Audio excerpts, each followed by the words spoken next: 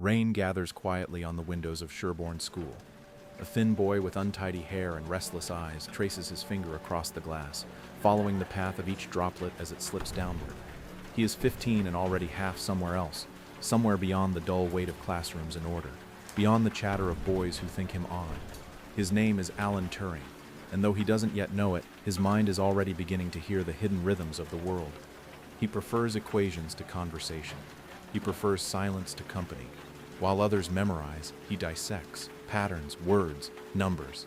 He has a small, stammering voice, but inside the words are perfect, neat lines of logic and proof. At night, under his bed sheets, he reads the papers of Einstein and Maxwell by candlelight until the wax burns low. It is the first time he understands that beauty can live in reason, that the universe itself is one long calculation. Then comes Christopher Morcom, a fellow student, bright, kind, curious. The two speak the same strange language of curiosity. Christopher is the first to look at Alan without judgment.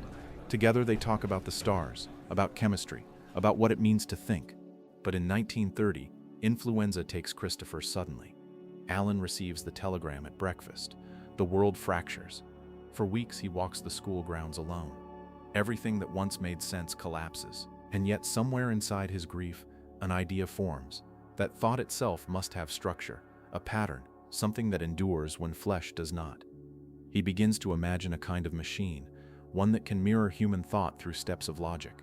It's only an idea now, but it will stay with him forever. Years pass. Cambridge. Mathematics. His professors find him brilliant and peculiar.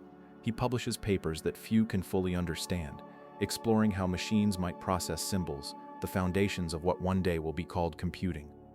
He runs long distances to clear his head, sometimes 30 miles at a time, across fields and through rain, chasing a clarity that only movement brings. Then the world begins to fall apart. Hitler marches through Europe, and in 1939, war is declared. One morning, a letter stamped "Secret" arrives. Alan is summoned to a country estate northwest of London, Bletchley Park. He packs a single suitcase, his running shoes and his bicycle, and boards a train. The countryside slides past, green and indifferent. When he arrives, he finds a strange little kingdom of secrecy. Huts, wires, typewriters, and endless cups of tea. There are linguists, chess champions, crossword prodigies, all gathered for one impossible task: to break the German Enigma code. Every message the Nazis send, from U-boat orders to battlefield strategies, passes through that machine. Each night, the cipher resets. There are more combinations than there are atoms in the universe. Turing listens as the briefing officer explains this. Most of the others take notes. Alan simply stares at the blackboard, his fingers twitching as though already calculating. By the time the meeting ends, he knows that no human mind alone can defeat Enigma. It will require something different, something that can think faster than thought itself. Late that night, in the small room assigned to him, Alan sits at his desk with a half-broken pencil and begins sketching circles, wires, rotors, switches, a machine that can think in possibilities, test each one, and eliminate impossibilities until only truth remains. The idea glows in his mind like a hidden sun. Outside, the blackout curtains flutter in the wind. The world beyond them burns. Days blur into months at Bletchley Park. The air always smells faintly of oil and damp paper. Typewriters chatter like insects. Pencils snap. Someone coughs. The kettle whistles again. Outside, the war grows louder. But inside, it is a world of symbols, rows of letters without meaning. Alan keeps mostly to himself. He forgets to shave, speaks abruptly, corrects people mid-sentence. Many find him impossible. He finds them slow, yet even those who dislike him sense something unusual behind the awkwardness. A kind of fierce stillness, a brain that never stops turning. He spends his days inside Hut 8, surrounded by half-assembled machines and coils of wire. The first prototype sits in the corner, humming faintly. It's called the Bombi. It looks nothing like intelligence, but when its drums spin, possibilities vanish at blinding speed. Each clack of a rotor is another dead end erased, another tiny victory wrestled from chaos. Funding is scarce, skepticism constant. It'll never work, a commander tells him. The machine can't think. Alan only nods. He knows machines don't think like men. They think faster. He writes calculations on the back of ration slips. Loses sleep, eats little. His hands shake from coffee and exhaustion. Sometimes, in the silence after midnight, He wonders if he's chasing a ghost, if the enigma is after all unbreakable. But then he remembers the convoys, the merchant ships crossing the Atlantic, hunted by unseen submarines. He remembers the numbers, thousands of men lost each month because no one can read the German orders, and he keeps going. In early 1940, a message arrives. Another stream of nonsense. The operators feed it into the new bomb bay. The drums whirl. Stop. Whirl again. Alan stands still, barely breathing. The room hums. Then suddenly the lights freeze on one configuration. The letters fall into place. A word appears. Then a sentence. Then meaning. For a heartbeat, nobody moves. Then someone whispers, "It's German. It's clear." Alan doesn't cheer. He only lowers his eyes, quietly, almost in disbelief. After months of noise, the code speaks. The unbreakable has broken. The next morning, reports begin arriving from the Admiralty. U-boats intercepted, convoys redirected, lives saved. The work must stay secret, but within the wire fences of Bletchley, they know.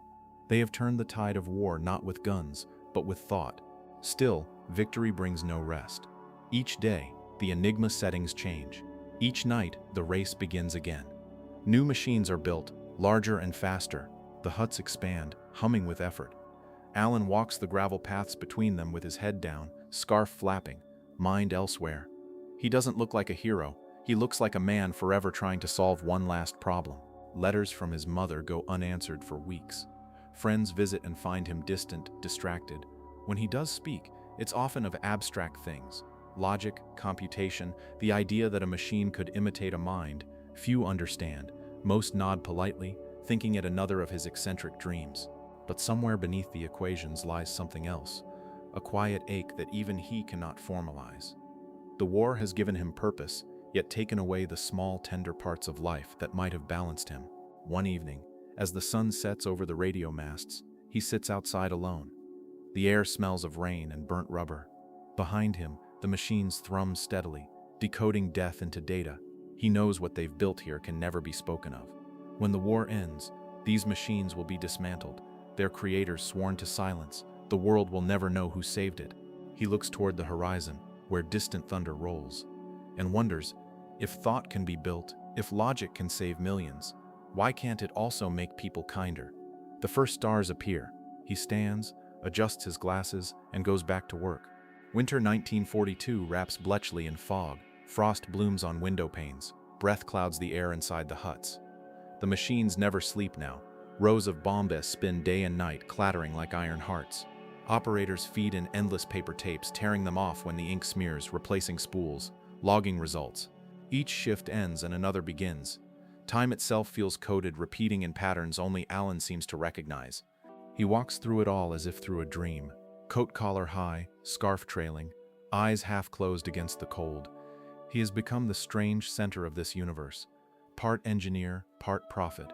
Younger cryptanalysts follow him silently, waiting for his clipped instructions. They see only the calm. They don't hear the storm inside him, the relentless calculations, the guilt of knowing that every second wasted costs unknown lives somewhere at sea. The news from outside leaks through in whispers. London bombed again, rationing tightened, friends lost. Alan listens, nods, returns to his desk. Emotion seems a luxury he can't afford. Yet sometimes, when the night grows too quiet, he catches himself listening to the ticking of the bombs, to the rhythmic churn that sounds almost like breathing, and feels absurdly that the machines are alive, not human, but aware in some thin electric way. It comforts him. He begins writing notes on the philosophy of thought itself. Can a mechanism imitate a mind? Could it learn? He sketches symbols, if-then statements, diagrams of logic circuits. A colleague glances over once and mutters, "Madness." Alan smiles faintly. Madness, perhaps, but necessary madness. Then the war turns. The Allies land in North Africa. Stalingrad holds. The messages pouring through Bletchley confirm what commanders elsewhere only hope.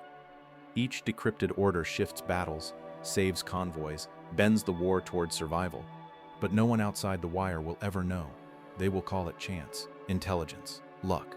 Inside the huts, Alan's team works until their hands blister. He insists on accuracy, not celebration. There's always another message, he says. When the war finally breaks, D-Day, Normandy, Paris freed, Alan feels nothing triumphant, only exhaustion. The machines still turn, the codes still come. Even as Berlin falls, they keep decoding, because silence is more dangerous than work. May 1945. Germany surrenders. For the first time in 6 years, the transmitters go quiet. The humming stops. Men and women stand outside the huts, unsure what to do with stillness. Someone begins to cry. Someone laughs. Alan simply sits at his desk, staring at the dark machine. The absence of sound feels heavier than the noise ever did. Within months, the bombs are dismantled, screws unscrewed, wires coiled, drums stored away. The work is classified under the Official Secrets Act. They are told never to speak of it. The world will thank generals and politicians, not mathematicians. Alan returns to Cambridge a ghost of himself. He teaches quietly, runs through the countryside again, writes papers about machines that can think. He should feel free, but freedom tastes of ash. The war has ended. The secrecy hasn't. Every conversation must dodge what he's done. Even in victory, he's invisible. Cambridge, 1949. The world hums again with peacetime noise. Trams, bicycles, lectures, gossip. Alan moves through it all like a shadow returned from another era. His colleagues call him eccentric. The students whisper about the man who talks to machines. He hardly notices. The rooms at King's smell of dust and chalk. He fills them with drawings of circuits and equations, trying to trap thought itself inside lines of logic. He believes that one day machines will reason, perhaps even dream. He also begins to believe he can live openly, now that the war is over, and the world owes him something. But the world does not know what he gave it. His name is nowhere in the newspapers, his work still secret, and in the ordinary light of post-war England, difference is once again a crime. One winter evening, he meets a young man, kind and careless. They walk along the river, talk about mathematics and the absurdity of the weather. For a few weeks, Alan feels almost human again, almost safe. Then there is a theft, a complaint, a policeman who asks too many questions. What was private becomes public. In 1952, Alan Turing is charged with gross indecency. The same government that once trusted him with its most vital secret now writes his name in a ledger of criminals. He stands in court, small and pale beneath the wooden panels, listening to the words chemical treatment, rehabilitation, as though they are variables in an equation he can't solve. He chooses probation over prison. Each week, the injections begin, dulling his body, thickening his thoughts. He continues to work, designing programs, tinkering with logic circuits, running when he can, but the rhythm of his mind begins to stutter. His friends drift away. His mother writes anxious letters he never answers. At night, he sits in his kitchen, watching an apple on the table slowly brown in the lamplight. He thinks about the war, the machine, the endless clicking of rotors. He remembers the moment the code broke and how for an instant the world made perfect sense. He wonders if anything has made sense since. Outside, England moves forward, television, rockets, new machines that think in the way he once imagined. None bear his name. The world he helped save is already forgetting him. June 1954. Rain again, steady and patient against the windows. The apple waits on the table, gleaming faintly under a thin dusting of cyanide. Alan touches it once, almost tenderly, as though confirming a proof. He takes a bite. The taste is sharp, metallic, like the air inside the huts at Bletchley before dawn. When they find him the next morning, he looks peaceful, as if asleep after too many long nights of work. On the desk nearby are pages filled with numbers and sketches of circuits, unfinished thoughts that will one day become the architecture of every computer. Outside, the world continues, unaware. Children walk to school, the milkman whistles, trains run on time. The man who once bent logic to end a war is gone, his story sealed inside official silence. But for a moment, somewhere between the first breath of the morning and the last echo of the rain, it feels as if the machines themselves pause, listening, remembering, as if they know that everything they are, everything they will ever be, began with a quiet man who believed that reason could save the world and learned too late that reason could not save him.